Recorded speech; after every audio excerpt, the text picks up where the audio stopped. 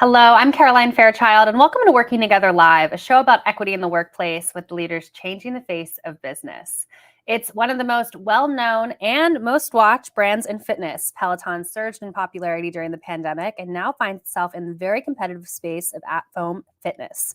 What does it take to lead the world's largest interactive fitness platform through a period of transformation and growth? Our next guest knows just a little about that. Her name is Dara Treseder. She's the global head of marketing, communications, and membership at Peloton. She also sits on the board of directors of Robinhood and the Public Health Institute and is the former CMO of Carbon. She got her undergraduate degree at Harvard University and her MBA at Stanford. Dara, welcome to LinkedIn. Thank you so much for having me. I'm so excited to have you here. This is my first time in the studio with a guest since before the pandemic, and my last guest was Allie Love. I love that. There's just so much Peloton vibes in here, and as you know, I'm a big fan. I just got my tread a few months ago. Thank you for being a member. Such the tread is amazing, isn't it? The tread is amazing. It is amazing. Yes, yeah. It's renewed my love of running, which is such a good thing. So, well, let's talk about you. We'll talk about Peloton plenty. I want to congratulate you. You were recently named one of the most entrepreneurial CMOs by Forbes, and I saw you wrote in your LinkedIn post off of the news. You said, "Tough times don't last forever, but tough people do grow stronger." It's been a tough couple of months for Peloton. Talk to us a little bit about what your ride has been like, joining at the pandemic when things were going so well up until now, where there are some challenges ahead. Yeah, I think it's been exciting. It's never been boring, so I'll say that. It's been like hitting hills, Yeah. It's definitely been exciting. And I think, when I started, my job was, hey, how do you help this brand be more reflective of the full experience? So a lot of what I did, my very first campaign was We All Have Our Reasons campaign, where we showcased our real life members for the very first time on the big screen. Leaning into community, leaning into what makes the Peloton experience, I think something that our members love so much and stick with. And, that storytelling that kicked off right from the beginning, we've continued to tell. So it's been an amazing journey because at the end of the day, every day I wake up, the North Star is the same. How are we improving the lives of our members? How are we motivating our members? How are we motivating our members to lead healthy, happy lives? How are we motivating them to ultimately live better and kind of love fitness and stick with it? And that was true then. It's true now. And I think it'll always be true, that North Star. And so I think, of course, like every brand, we've gone through the macroeconomic context has changed. Right. And so part of my job is, how can I serve my team in this different macroeconomic context and make sure that we are rising to the challenge and we're handling the different curveballs that get thrown at us, right? And that we're continuing to keep and put our members first. I think back to that moment in the summer of 2020 when you were appointed Peloton CMO, completely blew up my LinkedIn feed, blew up all my other feeds. There was so much excitement about you coming in. Talk to us a little bit about how your leadership style has changed from the beginning when you were joining this brand that people were saying we're pandemic proof to now we see some people questioning if that growth can last longer. Yeah, so I think there are three things I try to focus on as a leader. The first thing is being people first. And that has not changed, right? Because even when I joined, when there wasn't a vaccine, right? And we were all remote, and I had to build relationships and lead a team remotely. And a lot of that had to do with building relationships, establishing relationships, developing relationships, in trying to inspire and motivate a team that didn't know me really, right? And hadn't gotten to meet me in person, majority of the team. So having to be people first was really important. And guess what? When you go through tough times, you have to be people first as well. Right. You can't, because I think sometimes when times are tough, we focus on the problem and we forget about the people. And I think that's actually when we need to lean into our people the most, because people is how you solve problems, right? It's people coming together, being creative and innovative. That's how we can tackle those problems and solve them together. And so for me, keeping that has been, really important. Trust, right? I like to say there is a line. Above the line is trust and below the line is fear. And I try to lead from a place of trust. When things are great, I want to lead from a place from trust. When things are uncertain, I want to lead from a place of trust. When things are tough, I want to lead from a place of trust. So I've continued to hold on to that, throughout my leadership. And then the last thing I'll say is just, I like to talk about, we debate, we make a decision, and then we go. Right. But I think creating that culture of debate is so important, right? I think whatever decision we make, the decision is that much better because we debated, because we considered a bunch of perspectives. And so I'm making sure to kind of not lose sight of those things, even as we've gone through the various things we've been through. Well, going back to your people first mentality, we're talking soon after what was a challenging period for Peloton, particularly with layoffs that directly hit the marketing org, which you oversee. How did you navigate that as a leader? How did you keep that people first mentality as unfortunately many members of your team had to be let go? It's very, very difficult when people lose their jobs. It's very difficult, and it's more difficult, obviously, for the people whose lives are changed, right? Not by a choice of their own. And so the first thing I try to do is treat people how I would want to be treated. And that means even when you're delivering tough news, when you are making tough decisions, how can you do that with empathy? And how can you do that as a human? I tell my team this all the time. I'm like, I don't only want our Peloton marketing team to be the best marketing team to be at, I want it to be the best marketing team to be from. And that means, right, the way we treat people when they're leaving, whether it's voluntary or not, how can we treat people in a way that is respectful, is full of dignity, is full of love, is full of how we try to operate as a brand and as a business. And so for me, that meant making sure that I was opening up my network to people on my team, that we were being supportive. And Peloton did that. It was amazing. We had this directory where everyone could kind of put their information. I circulated that to all of my CMO friends, and several members of the team have been hired and have gotten really great jobs. So I'm very happy and proud of that. And I think just treating people how I would want to be treated, right? Making sure that we're continuing to support members of the team even after they've left. Think of them as our alumni. And many of them are still on the leaderboard, high-fiving them. And it's just an honor, it's an honor to continue to, it's an honor to continue to serve them even after they've left the organization. You just used a word which I think has been dubbed the leadership trait of the pandemic, which is empathy, empathetic leadership. Prior to Peloton, you were at some really impressive places, Goldman Sachs, GE, Apple.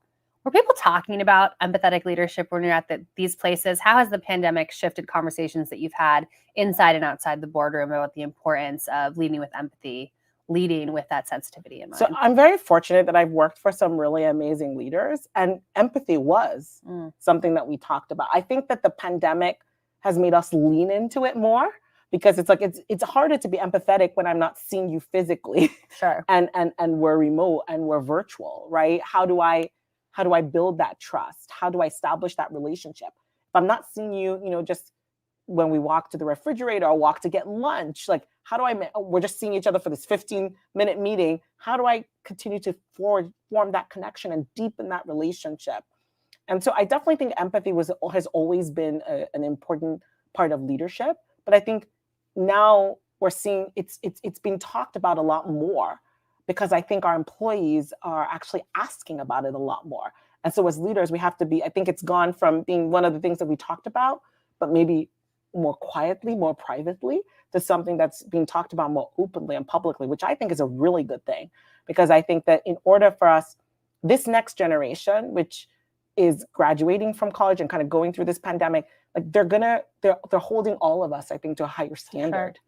And I think that means we all have to rise to that challenge. And that means that as leaders, we have to evolve, and empathy has to be at the forefront. I was thinking about you this morning. I was reading this survey that you mentioned some of the expectations of Peloton employees. I was reading this new survey out that says transparency from leadership is something that all employees are looking for. And I was thinking about you because I thought, all right, I have Dara joining me later in the studio, head of marketing for Peloton, one of the most visible brands right now in the country and arguably the world. And now you have all these employees who are wanting more visibility, more transparency into the inner workings of how you're leading the team. How do you have both of those colossal craters on your shoulders, thinking about how you're being transparent with the brand messaging, but also transparent with your employees? Yeah, I mean, we try to be transparent, and I think it's a constant journey. It's a constant, and it's almost like getting fit and being healthy, right? You can't be like, well, I did it yesterday. It's like, so I don't know, I'm not going to work out for a month, and I'm going to be no, like it's something that we do consistently, right? And so I think about transparency transparency is very much like that. It's consistent, continuous, and that's what we try to do. We have all hands meetings where people ask questions and we answer questions directly from our employees, which I think is really important. Right. I think, I hold a stand up with my team every single week. And even when it's tough, I show up. Even when it's hard, I show up. And I remember in the peak and the height of when we were going through some challenges, I showed up and my whole team thought I was going to cancel that because they were like, what is she going to say? Wow. And I showed up and I was like, I'm here. Mhm. I don't have all the answers. There are things I can't tell you, but I'm here. And here's what I can tell you. And I think it's so important, that transparency, not just to be transparent when it's easy, but how are you transparent when it's hard? And Right. you kind of have to navigate that. And even as a leader, you have to find your balance. Like I'm a positive person. I'm an optimistic person. Right. I'm a half glass full kind of person, but I'm also a realist, right? And I'm pragmatic. And so what I try to do is make sure that as I'm being transparent, I'm not just showing the positive side of who I am, but I'm also being real. And people feel like they can authentically experience me. And people need that realness, even when it's challenging to give that. Well, let's talk about Peloton's new brand campaign that just came out this week. It refreshes the brand's first tagline, if I'm correct, which is motivation that moves you.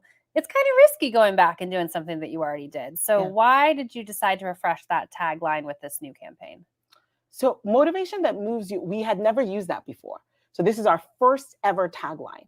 And I think we went back to like, what is core to the Peloton experience? And one word kept surfacing: motivation. We kept hearing from our members, motivation, motivation, motivation. Because, it's hard to work out consistently and be healthy and investing in your body and care for your mind. There's so many things to distract us, whether it's boredom, it's work, it's kids, it's life, it's travel. And one of the things that our members kept saying to us is, hey, Peloton motivates me. It motivates me to show up. It motivates me to keep showing up. When I think I want to fall off, it motivates me to come back. Like Peloton is this central motivating force. And it was so inspiring to us because we were like, wow, this is what we do. So why not bring it front and center? And I think the thing I liked about motivation that moves you is it speaks to the essence of what we do. We motivate you not only physically, but also emotionally, right? When you exercise, when you care for your mind, this not only helps you with your physical health, but it helps with your mental health, which I think is so important and so critical. And so we're so excited to kind of have it in the world. And our members it's been great. I just always love hearing from them. I never get tired of like reading notes from our members. And so far they've been so supportive and they really feel like this reflects the brand, and our employees, to our team members, were so excited about it. And so it's been really great. Well, I'm glad you never get tired of it because I started our whole conversation boring you with my favorite instructors. So I love it. I love it. We've talked a lot, Dara, about central messages and themes that have been consistent through your tenure at Peloton and even beyond that. But some things have had to have changed in Peloton, just given the tumultuous economic environment and also just how the at-home fitness space has changed in the last few years. So what is different at Peloton now than when you first arrived? So I think when I first arrived, right, we were all at home. And so even though Peloton is an incredible experience that can be used wherever, whenever, we were talking a lot about using it at home, right? Because that's where everybody was. That the cultural context at the time was we were all stuck in our homes. And I think Peloton was really there for people at a very, very challenging time. But the cultural context has changed. Now we're here. Right. Now we're outside. We're in person, live and in color, people. Live and in color. Yeah. Now we're traveling. And guess what? Peloton, that amazing, motivating fitness experience, you take it outside. Outdoor runs and outdoor walks are actually some of my favorite things to do. And Peloton has that incredible content. You could take it to the gym. When I travel with my husband and my kids and I go to the gym in the hotel, guess what? I'm working out. And it's always so fun because there's almost always another person working out to Peloton. And it like lifts my spirit up. You can use it at the gym. You could use it outside. You could use it wherever. When you're traveling, you don't have to stop exercising. You don't have to break that routine. You can keep your streaks. And I think that's an amazing thing. And so for us, it's about telling that story, making sure people understand, yes, we do provide an incredible workout at home, but we also provide an incredible workout outside and in the gym and wherever you are on the go. And I think that's key. And as a Peloton user myself, it's clear that the company sees diversity, equity, and inclusion as central to a lot of its messaging. How are you driving that forward? And how do you see the work that the instructors are doing on the bike central to what you're doing on the corporate side and vice versa? Well, I think we want to motivate the world to live better. The world is reflective of different groups, different people from all walks of life, all backgrounds. And I think it's so important that people realize that Peloton is for me. Peloton is for everyone. Peloton, I can show up here authentically as who I am. I can feel safe and I can belong. And I think that's so key. Our instructors do that every day. It's so interesting because I get asked a lot, who's your favorite instructor? I'm like, I love all of them. Seriously, because it really depends on my mood, on what I need at a particular point in time. They know just how to motivate me in their own unique ways. And I think that is so powerful. And so what we're trying to do from a marketing standpoint is really showcase and show that. And I'm excited because our new ad campaign kind of does that, right? It shows Cody motivating in his signature Cody only style, right? But it also shows Jess Sims motivating in her unique style. And it shows Rad Lopez and it shows Adrian Williams. And I think it's so important to showcase the many flavors of motivation. And so our instructors do that every day, day in, day out. And I think we're also trying to make sure that on the marketing side, we're telling those stories as well. Well, I do want to bring in some members who are joining us in the stream right now. Rosalie says, great topic. I love her strategies and brand building approach. Rachel says, yes, being transparent when it's hard builds trust. And Jennifer says, love the Peloton interactive thank brand. you to our Peloton members. Rosalie, Rachel, Jennifer. Dara, this has been such an amazing conversation. Before I let you go, you yourself find yourself in a role that makes you one of the most visible executives in America. How have you seen conversations about inclusion shift in the C-suite since you started your career, particularly when it comes to supporting Black women? Wow. We're going to end here. We gotta end someplace great. We gotta end with a bang. It's the only way we do it. The only way we can do it. Well, it's certainly shifted for the better. When I started my career, it was not a topic of conversation. It was very interesting because people talk about gender, but when you talked about race, woo! It was like a bomb just dropped and everybody just left the building. And that made me very sad. Yeah. Because I did not see a lot of women who looked like me in positions of power, in positions of authority. Even today, here in 2022, I remember when Ursula Burns became the first Black female CEO of a Fortune 500 company. I cried of joy. I was so proud. I was like, we can do it. Yes, we're just as good as everybody else. It was such a... By the way, I never met Ursula. I don't even know her. I'm like, I talk about her all the time. She's amazing. It meant so much to me to see a Black woman in that position. Here we are. It's 2022. There's still only ever been 3 Black women CEOs of Fortune 500. Ursula Burns, Roz Brewer, that's on the docket. I think we need more. We definitely need more. We definitely need more. We need, America and corporate America to reflect the communities that it serves. And so for me, I think I've seen the talk increase, and now I want us to really walk the walk. And that means that, we have to focus not only on recruiting people of color, diverse people, all of all walks of life, but we need to make sure that we're retaining them. We need to make sure that we are promoting them and paying them for equal work and recognizing them equally. And we need to make sure that we're also protecting them. I like to come back to protection because I think it's so important. I think it's, when everybody says, I want change, change is hard. It takes work. It takes commitment. And many times when a diverse leader comes in, the organization, that person might point out things to you that you don't like. And you don't want to know. And you don't want to know. Are you going to turn a blind eye and complain and shut this person out? Or are you going to welcome them? And are you going to do the work? We should all be ready to do the work. Well, thank you for walking the walk. Thank you for doing the work. I know I speak for the stream when I say your visibility is needed, wanted. Echo your sentiment that we need more representation. And thank you so much for joining us on Working Together Live. Thank you so much for having me. This is such a treat. All right. That was Dara Treseder. She is the Global Head of Marketing, Brand, and Communications at Peloton. If you are not following Dara on LinkedIn, you should do so right now. All right. On Monday, my colleague Nina Melendez will be with you to discuss why bad leaders rise to the top. She'll be joined by Dr. Tomas to talk about why failing up happens so often and how leaders can avoid it in their organization. Again, that's Monday, May 16th at 3 Eastern time from the LinkedIn news page. I'm Caroline Fairchild. Thank you so much for watching.